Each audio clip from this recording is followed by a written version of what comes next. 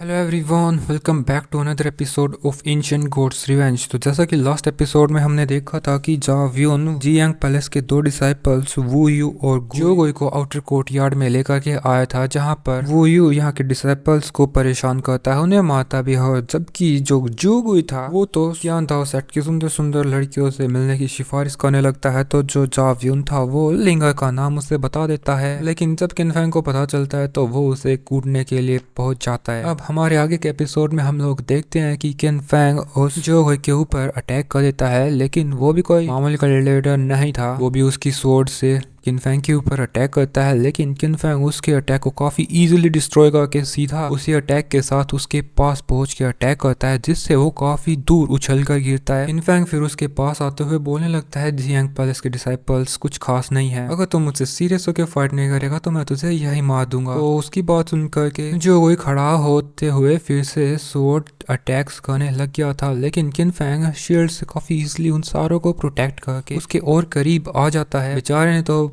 जीने की उम्मीद छोड़ दी थी। किनफैंग सीधा उसके नीचे आकर उसे जोर से पंच दे मारता है, जिससे वो फिर से उछलकर एक पेड़ पे जा लगा था। अब तक उससे लिंगा की सोट भी अलग हो गई थी और किनफैंग उसे उठाकर बोलने लगता है, बेशरम, हमारी तियानदाओ सेट के डिसाइपल्स को हार्म करना एक बात थी, लेकिन मेरी सिस्टर को टच करने की तूने सोची भी कैसे? आज मैं तेरे तांतियन और 5 मेरिडियंस को डिस्ट्रॉय कर दूंगा। जो भी मेरे लोगों को हार्म करेगा उन्हें मौत से बदतर सजा मिलेगी। किनफैंग अभी उसके पास आ गया था, जो देख के वो बोलता है कि नहीं, मुझसे दूर रहो। लेकिन फिर उसमें वही घमंड आ जाता है कि अगर तू मुझे टच करेगा तो जियांग पैलेस तुझे छोड़ेगा नहीं और तियानदाओ सेक्ट भी तुझे नहीं बचा पाएगी। लेकिन किनफैंग को इससे ज्यादा कुछ फर्क पड़ने वाला था नहीं। लेकिन तभी यहाँ पर जा व्यून और बाकी लोग यहाँ पे आ जाते हैं, तो उसे बोल रहे थे कि किनफैंग तुम ये क्या कर रहे हो, इसे जाने दो। यहाँ पे जो जा व्यून था वो उसकी फीमेल एल्डर को लेके आया था। किनफैंग बताता है कि इसने मेरी सिस्टर के साथ जबरदस्ती करने की कोशिश की, लेकिन तभी जो जाविन बोलने लगता है, तुम क्या बकवास कर रहे हो, ब्रदर जो कोई काफी ज्यादा टैलेंटेड है और वो ऐसी नीच हरकत बिल्कुल नहीं कर सकता।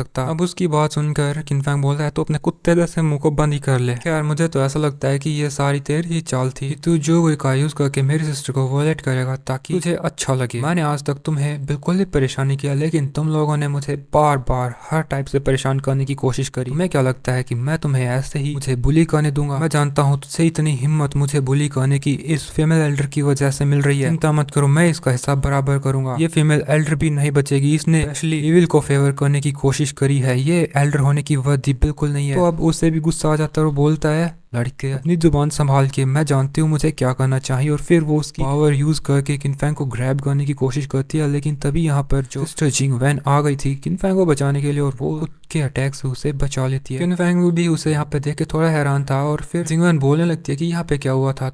तो वो जिंगवैन को बताने लगता है कि इन जियांग पैलेस के बीच ने मेरी सिस्टर लिंगा के साथ जबरदस्ती करने की कोशिश की। अब ये फीमेल एल्डर जाव्यून और इन्हें बचाने की कोशिश कर रही है। तो जिंगवैन भी आगे आके उस फीमेल एल्डर को बोलती है कि ये आपका पहली बार नहीं है। ऐसा लगता है मुझे ये सारी बातें सेक्ट मास्टर को रिपोर्ट करनी होंगी। तो ये फीमेल एल्डर उसे चिल्ला के बोलती है कि पैलेस मास्टर तुम्हें अपना मानते हैं, इसलिए का ये मतलब नहीं कि तुम जो चाहे वो करोगी। मैं तो इससे डरती नहीं हूँ, मैं तो बस अपना काम कर रही हूँ, मेरे रास्ते से हट जा। और वैसे भी सबूत है ही क्या कि जू गोए ने लिंगा को वॉलेट करने की कोशिश करी। बिना सबूत के तुम किसी डिसाइपल पे कैसे आरोप लगा सकते हो? ये भी एक क्राइम है, मैं तुम्हें छोड़ूंगी नहीं। तभी जो लिंगा थी वो खड़ी हो जाती है। वो बोलते है कि उसने मुझे वॉलेट करने की कोशिश नहीं की, बल्कि मैं तो उससे बच रही थी, उसने मुझे इंजर कर दिया। बट फिर भी सबूत कहाँ था? वैसे तो हम सभी जानते हैं कि इनका इंटेंशन क्या था, लेकिन अभी ये लोग उस जोगोई को बचाने की कोशिश कर रहे हैं, इसलिए किनफैंग और हेयलिंगा भी कुछ नहीं कर पाते। खैर तभी हम लोग आउटर कोर्टयार्ड की बाकी डिसाइपल्स को देखते हैं जो भागे भागे यहाँ पे आ गए थे। उन्हें भी पता चल गया था कि उन्होंने लिंगा के साथ क्या करने की कोशिश करी। यहाँ पहुंचने के बाद जो सिले था वो बोलने लगता है कि हम इन लोगों को जाने नहीं दे सकते, चाहे हमें कोई भी सजा मिले। ये लोग बचने नहीं चाहिए। तभी जो फीमेल एल्डर बोल रही थी कि क्या तुम लोग हमसे बैर करना चाहते हो? अगर तुम अभी से नहीं लौटे तो तुमको सेक्ट से निकाल दूंगी। लेकिन जो आउटर कोर्टयार्ड के डिसाइपल्स थे वे लोग बहुत ज्यादा बुलिंग सह चुके थे, लेकिन वे लोग अब पीछे मुड़कर नहीं देखते और बोलते हैं, अच्छाई का साथ देने से चाहे हमें यहाँ से निकाला ही क्यों न जाए, लेकिन हम लोग हमारे साथियों को बुले नहीं होने देंगे। यहाँ पे तो सिचुएशन बहुत ज्यादा खराब हो जाती है, जो कि इस फीमेल एल्डर के बिल्कुल भी फेवर में नहीं थी, क्योंकि अगर बात का बखेड़ा खड़ा होता तो कलंक के छींटे उस पर भी पड़ते। और यहाँ पे हम लोग देखते हैं कि वो तुरंत ही इन आउटर कोर्टयार्ड के डिसाइपल्स पे अटैक कर देती है।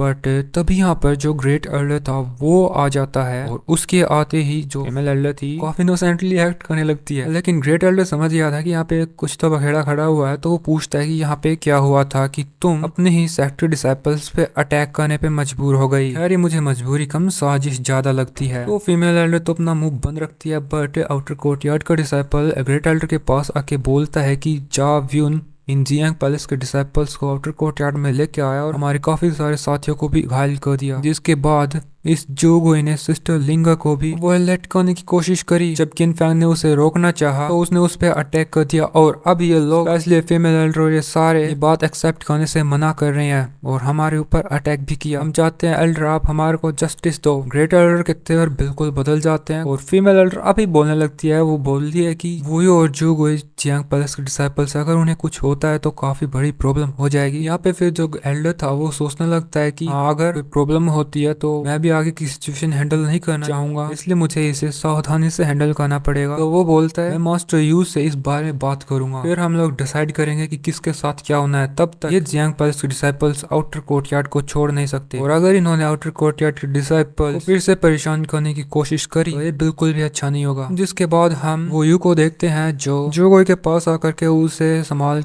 के बोलता है किन फैंग को कि तुमने हमारी इंसल्ट की है, हम तुझे छोड़ेंगे नहीं। याद रखना ये त्यानदाओ सेक्ट तुम्हें यहीं तक बचा सकती है, लेकिन हमारे जियांग पैलेस के डिसाइपल्स हर जगह मौजूद हैं। जैसे ही तुम यहाँ से निकलोगे वे तुम्हें मौत से भी बदतर सजा देंगे। और फिर इस वोगोई को लेकर के चला जाता है। बट वो जा ही रहा था कि बाकी जो आउटर कोर्टयार्ड के डिसाइपल्स थे वे बोलने लगते हैं तुझे क्या लगता है तुम हमारी त्यानदाओ सेक्ट डिसाइपल्स को परेशान करोगे और हम लोग कुछ करेंगे नहीं। और यही तो बोल देती है हम तुम्हारी जियांग पैलेस को कुचल देंगे, हम किसी से कम नहीं। अब इनकी बहस को सुन के ग्रेट एल्डर बोलता है अच्छा अच्छा चलो अब सब जाओ। लेकिन फिर वो जो अपने मेन कैरेक्टर्स है उनको रोक के बोलता है कि तुम सभी काफी ज्यादा टैलेंटेड हो, मैं मानता हूँ, इसलिए जो 1 महीने बाद सेक्ट बैटल होने वाली है मैं चाहता हूँ कि तुम लोग उसमें पार्टिसिपेट करो। तब तक तुम्हें अपना कल्टीवेशन पे ध्यान देना और उससे इम्प्रूव करना है, किसी के साथ कोई प्रॉब्लम में मत पड़ना। जिसके बाद ये सारे अपने अपने घर आ जाते हैं और हम किन फैंग को देखते हैं वो भी कल्टीवेट कर रहा था। तभी उसे सिस्टर जिंग वैन का मैसेज आता है तो वो तो सोचने लगता है कि सिस्टर मुझे इतनी रात को क्यों बुलाएंगी, कहीं कुछ हुआ है। यार फिर वो उससे मिलने के लिए आ जाता है तो हम जिंग वैन को देखते हैं वो भी नदी के किनारे पर कल्टीवेशन कर रही थी। किन फैंग उससे पूछता है सिस्टर कोई प्रॉब्लम है क्या, आपको मेरी जरूरत है। तो वो उसे बोलती है कि ये देखो और फिर वो उसके हाथ पे कुछ मार्क्स को दिखाती है। इनफैक्ट जल्दी से पूछता है कि ये कैसे मार्क्स हैं, क्या हुआ, आप इतनी इंजर कैसे हो सकती हो। तो वो बताती है कि मैं जो स्वॉर्ड सेंट के जो स्वॉर्ड मूव्स थे उनको अच्छे से ग्रैस्प नहीं कर पा रही हूँ और वे मुझे बैकलैश दे रहे हैं। इनफैक्ट बोलने लगता है कि दूसरे एकेडमी के डिसाइपल्स के साथ हमारी फाइट तो फ्यूचर में होगी, अगर आप स्वॉर्ड सेंट की टेक्निक को सीख जाती हैं तो इससे काफी बड़ी हेल्प होगी, बट इसमें मैं आपकी कोई भी मदद नहीं कर सकता। तभी जिंगवन बोलती है कि इसके अलावा मैं तुमसे जियांग पैलेस के साथ कैसे डील करना इसके बारे में भी डिस्कस करना चाहती हूँ। तो किनफैंग बोलता है हाँ बताओ। जिंगवन उसे पूछती है कि मैंने तुम्हें पहले ये कहते सुना था कि तुम सेंट की जो ट्रू फायर है उससे खुद के मेरिडियंस को स्ट्रॉन्ग बनाते हो। मैंने तुम्हें पहले कहते सुना था कि तुम सेंट की ट्रू फायर का यूज करके खुद के मेरिडियंस को रिफाइन करके बॉडी को स्ट्रॉन्ग बनाते हो। तो मैं सोची थी क्या तुम मेरी भी मदद करोगे। तो किनफैंग उसकी मदद करने के लिए मान जाता है कि मैं ट्राई कर सकता हूँ लेकिन मैं श्योर नहीं हूँ कि ये कितना काम करेगा। जिसके बाद ये दोनों ही बैठ जाते हैं और किनफैंग फिर उसकी जो फायर थी उसका यूज करके जो एनर्जी थी जिंगवन को ट्रांसफर करने लगता है और ये लोग ऐसे ही कल्टीवेशन करते हैं। जब इनका अपना कल्टीवेशन चल रहा था तब हम लोग साइड में यही को देखते हैं जो यहाँ फॉरेस्ट में घूमने निकली थी खुद के कैट पैट के साथ। वो बोल रही थी कि ये लोग पूरे दिन से प्रैक्टिस कर रहे हैं, मेरे साथ कोई भी नहीं खेलता, मैं तो प्रैक्टिस करते करते बोर हो गई। वो फिर से किसी को बिना बताए यहाँ से बाहर निकली थी तो सोच रही थी कि बस कोई मुझे नोटिस ना करे नहीं तो प्रॉब्लम हो जाएगी। लेकिन तभी वो किनफैंग और जिंगवन को ऐसे कल्टीवेशन करते हुए नोटिस कर लेती है। वो साइड में आके छिप कर किनफैंग की उस फायर को देखने लगती है। वो बोल रही थी कि कहीं यही तो वो ब्लेजिंग सन फ्लेम नहीं जिसके बारे में मैंने एंशिएंट टेक्स्ट में पढ़ा है। और उसके इसी सवाल के साथ दोस्तों एपिसोड 3 खत्म हो जाता है। Thanks for watching, bye bye.